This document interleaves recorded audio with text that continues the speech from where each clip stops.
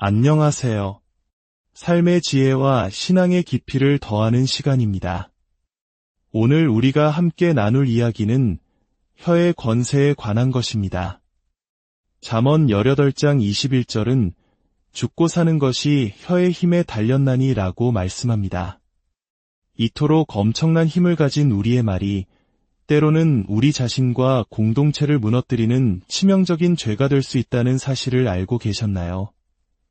오늘의 묵상을 시작하기에 앞서 만약 이 말씀이 여러분의 마음에 울림을 준다면 좋아요와 공유를 통해 이 은혜를 주변에 나누어 주시길 부탁드립니다.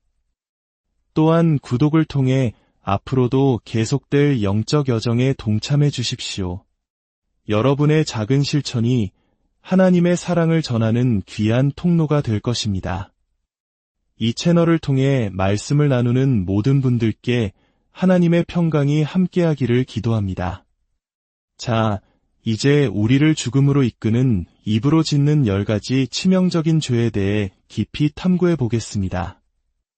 이사야서 59장의 말씀으로 문을 열어보겠습니다. 1절은 많은 분들이 익히 들어보셨을 구절입니다.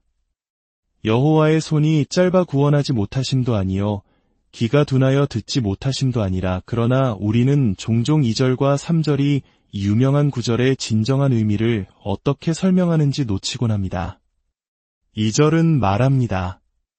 오직 너희 죄악이 너희와 너희 하나님 사이를 갈라놓았고 너희 죄가 그의 얼굴을 가리어서 너희에게서 듣지 않으시게 함이니라. 하나님께서 우리를 외면하시는 것이 아닙니다.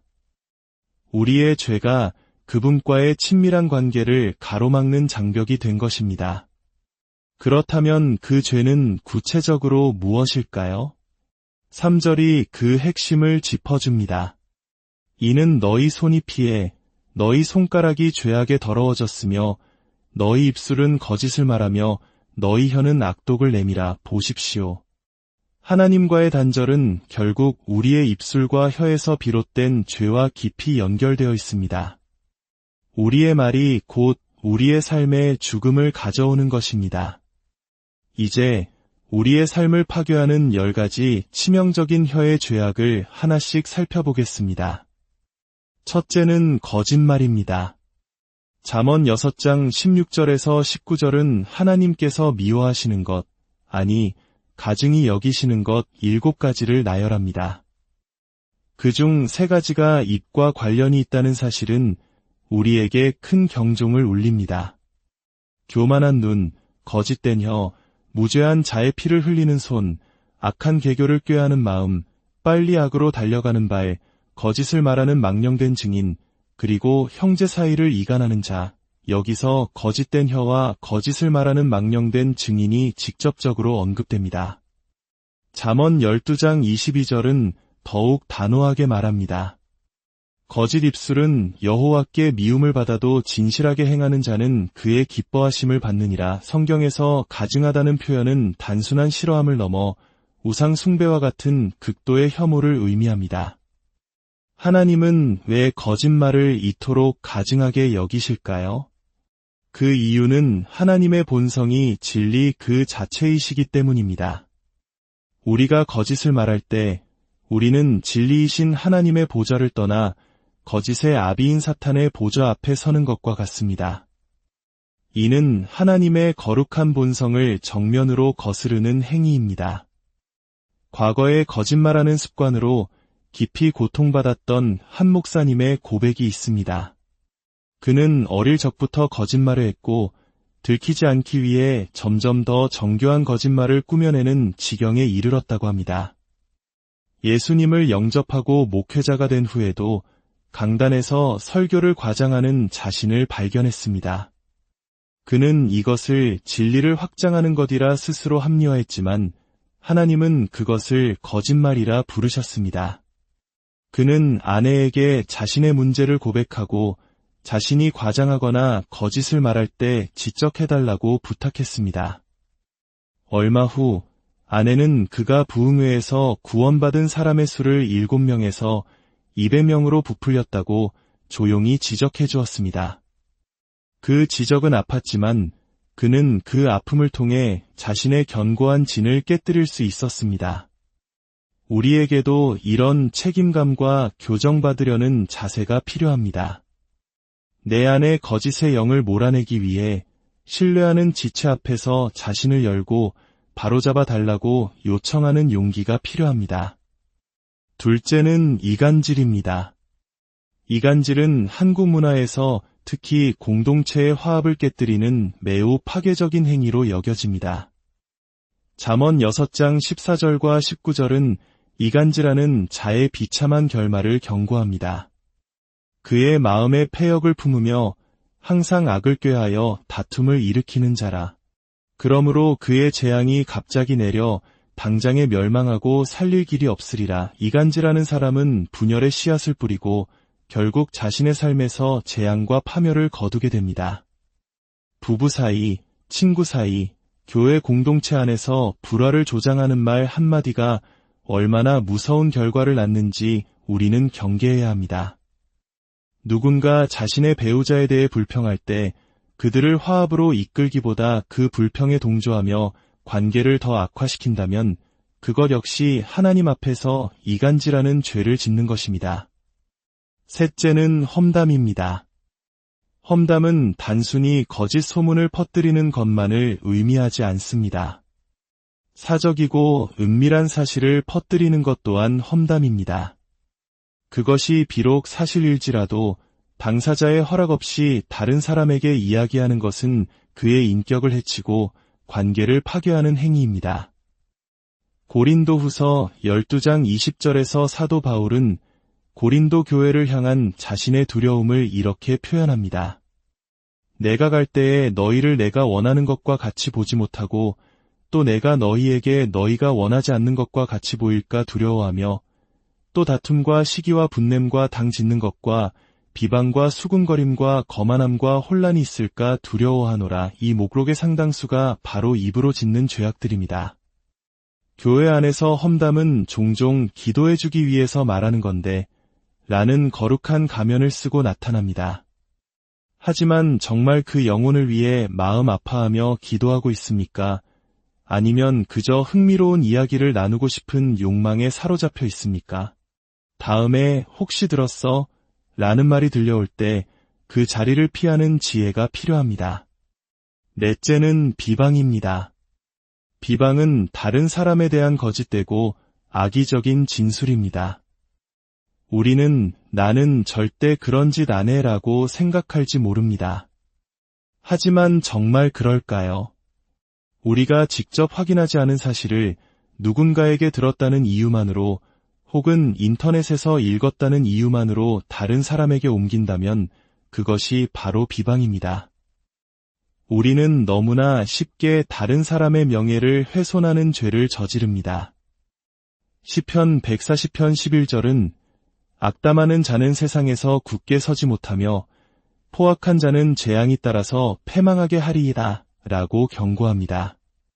고린도전서 5장 11절은 비방하는 자를 음행하는 자, 탐욕을 부리는 자, 우상 숭배하는 자와 같은 목록에 놓고 사귀지도 말고 그런 자와는 함께 먹지도 말라 고까지 말씀합니다.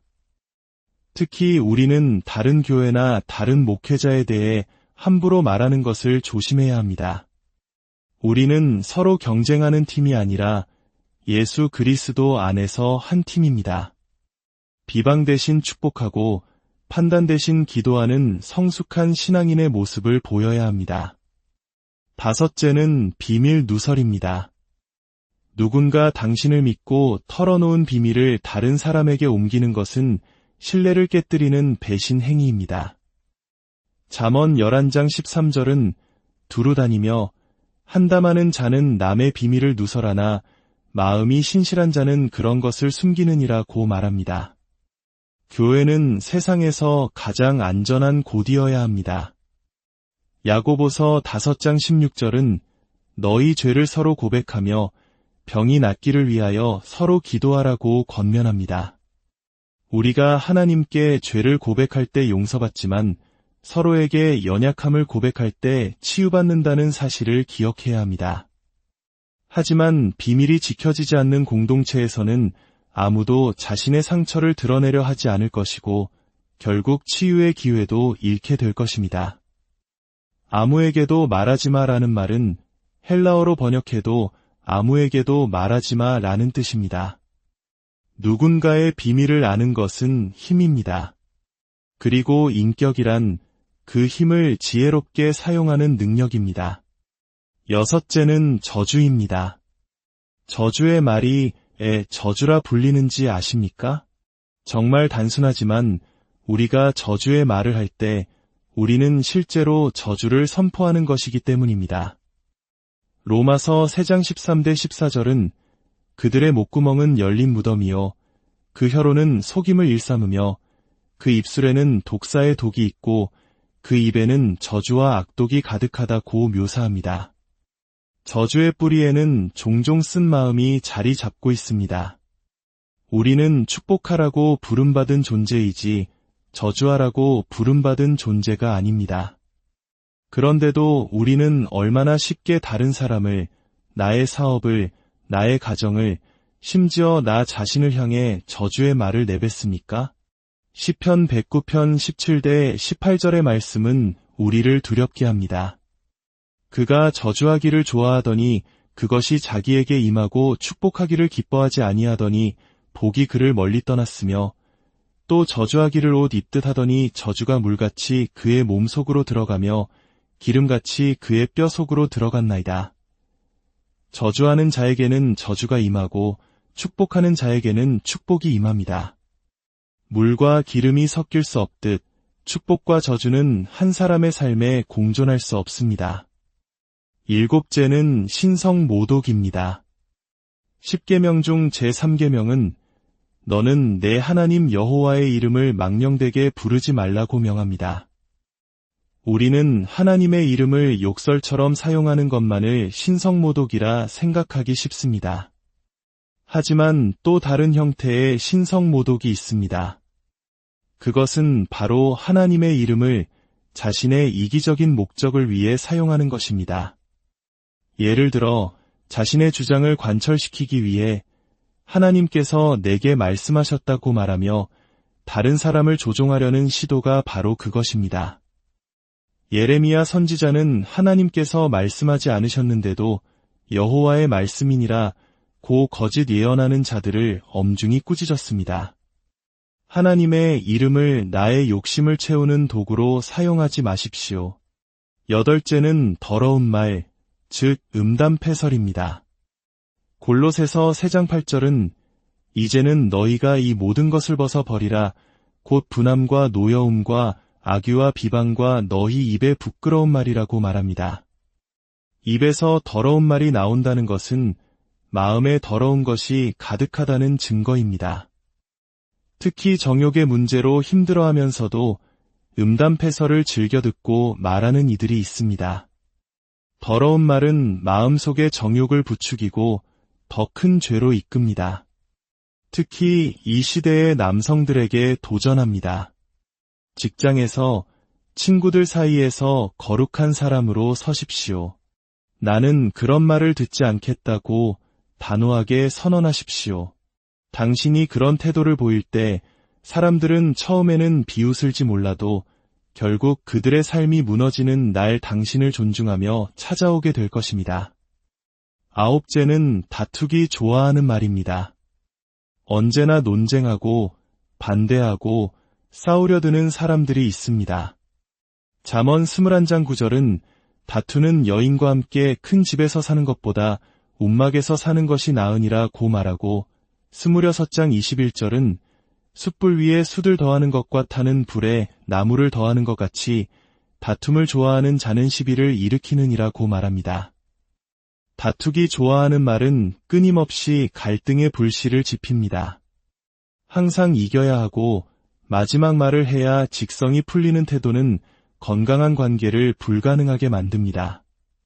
우리는 늘 다투는 자가 아니라 화평하게 하는 자가 되어야 합니다. 마지막 10번째는 불신앙의 말입니다. 마음에 불신앙이 있으면 입으로는 부정적인 말이 나오게 되어 있습니다. 히브리서 3장 12절은 형제들아 너희는 삼가 혹 너희 중에 누가 믿지 아니하는 악한 마음을 품고 살아계신 하나님에게서 떨어질까 조심할 것이요 라고 경고합니다. 가나안 땅을 정탐했던 12명의 정탐꾼 이야기를 기억하실 겁니다. 10명은 거인들을 보고 우리는 메뚜기와 같다며 부정적인 보고를 했습니다. 성경은 이것을 불신앙이라 부릅니다. 반면 여호수아와 갈렙은 똑같은 거인을 보고도 그들은 우리의 먹이라고 외쳤습니다. 성경은 이것을 믿음이라 부릅니다. 믿음은 문제를 부정하는 것이 아닙니다. 거인이 없다고 말하는 것이 믿음이 아닙니다. 믿음은 거인이 있지만 그 거인보다 크신 하나님을 바라보는 것입니다. 하나님께서 약속의 땅에 왜 거인들을 두셨을까요? 첫째는 하나님의 도우심 없이는 그 누구도 그 땅을 차지할 수 없게 하기 위함이었습니다. 둘째는 그의 자녀들이 거인들이 지어놓은 크고 좋은 집에 살게 하시려는 축복의 계획이었습니다. 하나님은 우리를 축복하기 원하십니다. 그러나 그 축복은 우리의 입술이 하나님의 말씀을 믿음으로 선포할 때 시작됩니다. 사랑하는 여러분, 오늘 말씀을 통해 성령께서 각자의 마음에 어떤 울림을 주셨습니까? 우리 모두는 이 10가지 죄에서 자유롭지 못합니다. 저를 포함한 우리 모두는 주님 앞에 회개해야 할 연약한 존재들입니다. 그러나 중요한 것은 이 말씀이 우리를 정죄하기 위함이 아니라 우리를 변화시키기 위함이라는 사실입니다. 이제 우리의 입술을 저주와 불평이 아닌 축복과 감사의 도구로 사용하기로 결단합시다. 우리의 말이 사람을 살리고 가정을 세우고 공동체를 회복시키는 생명의 통로가 되게 합시다. 잠시 눈을 감고 기도하겠습니다. 거룩하신 하나님 아버지, 오늘 말씀을 통해 우리의 혀가 얼마나 큰 힘을 가졌는지 그리고 얼마나 쉽게 죄를 짓는지 깨닫게 하시니 감사합니다. 거짓과 이간질, 험담과 비방, 저주와 불평으로 가득했던 우리의 입술을 용서하여 주옵소서. 이제부터 우리의 입을 주장하시어 오직 주님을 찬양하고 사람을 세우는 축복의 말을 하게 하옵소서. 우리의 가정이, 우리의 일터가, 우리의 교회가 생명의 말로 가득 차게 하옵소서. 우리를 변화시키실 주님을 찬양하며 이 모든 말씀 우리 주 예수 그리스도의 이름으로 기도드립니다.